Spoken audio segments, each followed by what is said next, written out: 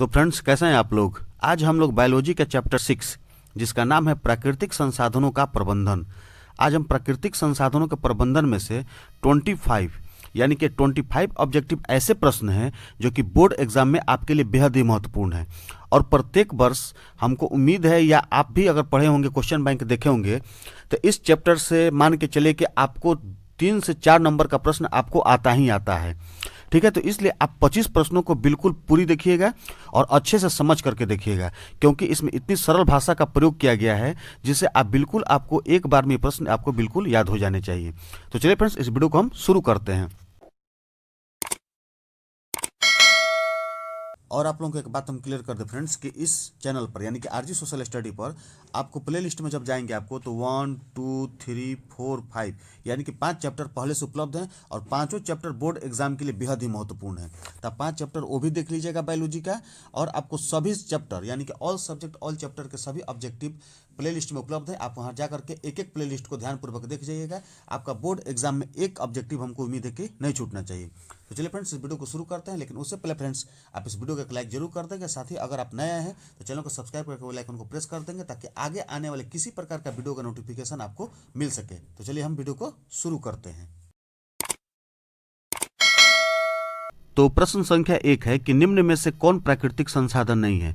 यहाँ एक बात हम आपको क्लियर करते चलें कि जब आप प्रश्न को अच्छे से समझ जाएंगे तो आपका 75% जो जवाब है आपका वहीं पर क्लियर हो जाता है। इसलिए आप प्रश्न का जवाब देने से पहले प्रश्न को अच्छे तरह से समझ लें कि प्रश्न क्या कह रहा है। ठीक है, तो यहाँ क्या कह रहा है कि कौन प्राकृतिक संसाधन नहीं है, यानी कि ऑप्शन ये जो दिया हुआ है, ऑप्शन ए वायु, बी मृदा, सी जल और डी जीवधारी, यानी कि 4 ऑप्शन में कौन ऐसा जो ऑप्शन है जो कि प्राकृतिक संसाधन के अंतर्गत नहीं आता है। तो इसका सही जवाब होगा ऑप्शन डी जीवधारी, यानी कि जीवधारी जो है प्राकृतिक संसाधन नहीं है। सवाल नंबर 2 है कि यूरो 2 का संबंध है। यूरो 2 का संबंध किससे है? तो इसका सीधा जवाब है कि ऑप्शन ए वायु प्रदूषण से, यानी कि यूरो 2 का संबंध वायु प्रदूषण से है। सवाल नंबर 3 देखेंगे अब हम। कह रहे हैं कि निम्न में से कौन एक भूमिगत जल का उदाहरण है, यानी कि भूमि के द्वारा जो जल आ रहा हो वो कौन सा ये 4 ऑप्शन में उदाहरण है। तो ऑप्शन जो दिया हुआ ए नदी, बी कुआं, सी तालाब और डी समुद्र। तो इसका जो भूमिगत जल का उदाहरण होगा ऑप्शन बी होगा कुआं, बिल्कुल सही है। अब सवाल नंबर हम 4 देखेंगे। सवाल नंबर 4 है कि निम्न में से कौन एक उभयलिंगी जंतु है। उभयलिंगी जंतु कौन है? केचुआ, मछली, शेर, बकरी। इसका सही जवाब होगा ऑप्शन ए केचुआ, यानी कि उभयलिंगी जंतु जो है वो केचुआ है।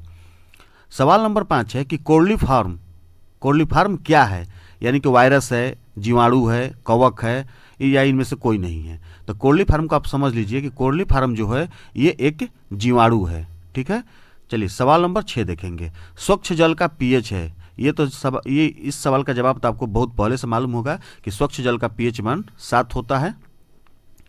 ऑप्शन ए सही है। सवाल नंबर 7 है कि पर्यावरण दिवस किस दिन मनाया जाता है। पर्यावरण दिवस किस दिन मनाया जाता है। इसका हम ऑप्शन 4 को नहीं पढ़ेंगे, अगर 4 ऑप्शन पढ़ते हैं तो आप कंफ्यूज हो सकते हैं, इसलिए इसका सीधा हम जवाब देंगे कि पर्यावरण दिवस जो है आपको 5 जून को मनाया जाता है।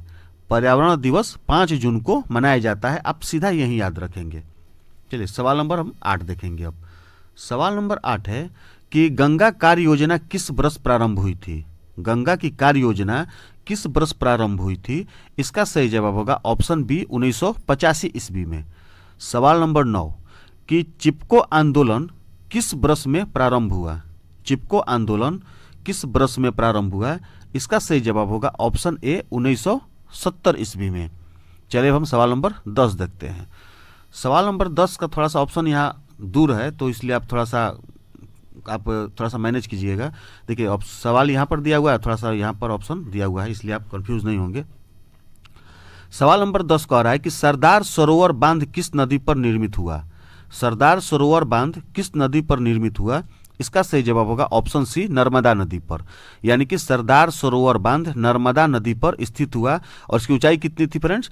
तो इसकी ऊंचाई जो होगी आपको हम बता दें, ये भी जानना आप लोगों के लिए बेहद जरूरी है, 138 मीटर ऊंची। ठीक है, 138 मीटर ऊंची थी, ये भी आपको जानना जरूरी है, यानी कि 138।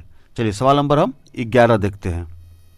सवाल नंबर 11 है कि साल वृक्षों के वन का लगभग 1272 हेक्टेयर क्षेत्र ग्रामीणों द्वारा बहुत बुरी तरह से निम्नीकृत होने से बचाया गया है। प्रश्न को समझिए, प्रश्न क्या कह रहा है कि साल वृक्षों के वन का लगभग 1272 हेक्टेयर क्षेत्र ग्रामीणों द्वारा बहुत बुरी तरह से निम्नीकृत होने से बचाया गया। ऑप्शन ए मिदनापुर में, बी गढ़वाल में, सी टिहरी गांव में और डी इटारसी में। इसका सही जवाब होगा ऑप्शन ए मिदनापुर में। अब हम सवाल नंबर 12 देखेंगे। वनों के संरक्षण के लिए निम्न में से किन प्रक्रियाओं को नियंत्रित करने की आवश्यकता है? वनों के संरक्षण के लिए निम्न में से किन प्रक्रियाओं को नियंत्रित करने की आवश्यकता है?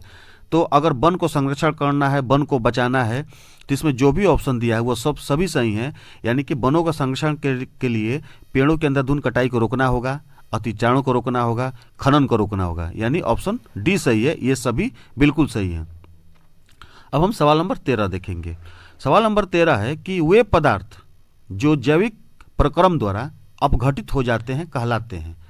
यानी कि वो कौन से पदार्थ हैं जो जैविक प्रक्रम द्वारा अपघटित हो जाते हैं और वो कहलाते हैं? इसका सही जवाब होगा ऑप्शन ए जैव निम्नीकरणीय। 13 का ए बिल्कुल सही है। अब हम सवाल नंबर 14 देखेंगे और 15 देखेंगे। सवाल नंबर 14 है कि पर्यावरण को बचाने के लिए 3 प्रकार के आर का प्रयोग किया जाता है। वे हैं, आप क्लियर समझिएगा, आप सीधा एकदम बिल्कुल याद रखिएगा, आपको बिल्कुल याद हो जाएगा। यानी कि वो जो आर है वो रिड्यूस से शुरू होगा, आप इसको याद रखेंगे। रिड्यूस से शुरू हुआ है और किस पर खत्म हुआ ये भी आप समझिएगा। पर्यावरण को बचाने के लिए 3 प्रकार के आर का प्रयोग किया जाता है। अब बिल्कुल सभी प्रश्नों को ध्यानपूर्वक धीरे धीरे देखिएगा आप, बिल्कुल आप एक एक प्रश्न आपको बिल्कुल कंठस्थ हो जाएंगे। तो क्या कह रहा है कि पर्यावरण को बचाने के लिए 3 प्रकार के आर का प्रयोग किया जाता है, वे हैं, तो यहाँ ऑप्शन जो है ए रिड्यूस, रिसाइकिल और रीयूज। ठीक है, रिड्यूस, रिसाइकिल, रीयूज, आप इन तीनों ऑप्शन को याद रखेंगे, यही इनका क्रम है। ठीक है। सवाल नंबर 15 है कि जैव विविधता के विशिष्ट यानी कि हॉट स्पॉट्स स्थल क्या कहलाते हैं? जैव विविधता के विशिष्ट हॉट स्पॉट स्थल क्या कहलाते हैं? इसका सही जवाब होगा ऑप्शन बी होगा 1। ठीक है। सवाल नंबर 16 है कि अमृता देवी बिश्नोई का संबंध किस वृक्ष के संरक्षण से है? अमृता देवी बिश्नोई का संबंध किस वृक्ष के संरक्षण से है? ऑप्शन ए सही है खेजरी। आप याद रखिएगा, खेजरी का संबंध जो अमृता देवी बिश्नोई से है और अमृता देवी बिश्नोई का संबंध खेजरी वृक्ष से है। सवाल नंबर 17 है कि प्राकृतिक जल मार्ग पर जो डैम कंक्रीट अथवा छोटे कंकड़ से बनाए जाते हैं उन्हें क्या कहते हैं? सीधा जवाब है चेक डैम, ऑप्शन बी सही है। सवाल नंबर 18 देखेंगे हम। सवाल नंबर 18 है कि कोयला तथा पेट्रोलियम परंपरागत ईंधन है जो किसके परिवर्तन के कारण उत्पन्न हुए हैं? कोयला तथा पेट्रोलियम परंपरागत ईंधन है जो किसके परिवर्तन के कारण उत्पन्न हुए हैं? तो इसका जो सही जवाब होगा ऑप्शन डी होगा।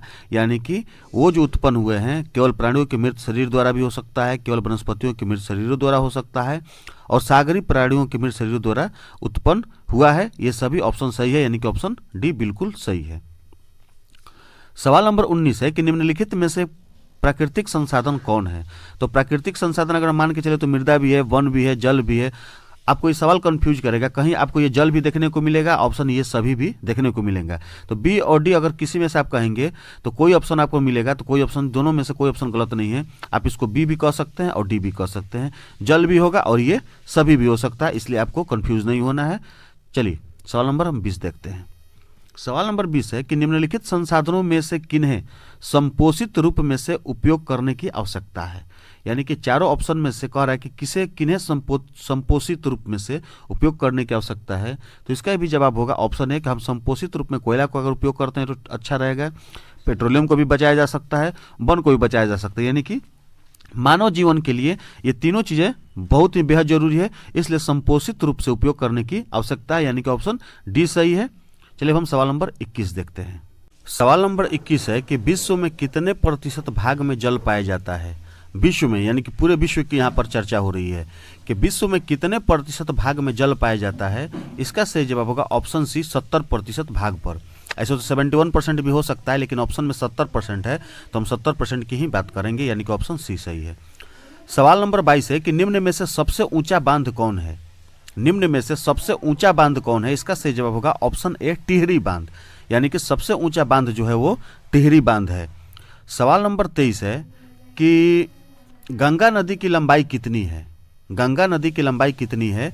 इसका सही जवाब होगा ऑप्शन बी, लगभग 2500 किलोमीटर। यानी कि अगर आप दूसरे जगह इसका प्रश्न का जवाब देखिएगा तो 2510 किलोमीटर हो सकता है, लेकिन ऑप्शन में 2500 किलोमीटर है, इसलिए लगभग 2500 किलोमीटर हो सकता है। ये ऑप्शन बी बिल्कुल सही है। सवाल नंबर 24 है कि टिहरी बांध का निर्माण किस प्रदेश में किया गया है? इसका सही जवाब होगा ऑप्शन बी, उत्तराखंड में। यानी कि टिहरी बांध का निर्माण जो है वो उत्तराखंड प्रदेश में किया गया है, ये बिल्कुल सही है। अब सवाल नंबर हम 25 देखेंगे। सवाल नंबर 25 है कि उभयलिंगी जंतु कौन नहीं है? देखिए यहाँ निगेटिव की बात तो नहीं की चर्चा हो रही है कि नहीं चर्चा हो रही है? अगर है तो केंचुआ रहता, ठीक है। तो यहाँ कह रहा है प्रश्न कि उभयलिंगी जंतु कौन नहीं है। इसमें ऑप्शन जो दिया हुआ, ए केंचुआ, बी कृमि, सी हाइड्रा, डी मछली। तो इसका सही जवाब होगा ऑप्शन डी, मछली। यानी कि मछली जो ऐसा जंतु है कि वो जो जंतु है उभयलिंगी नहीं है, यानी कि उभयलिंगी जंतु मछली नहीं है।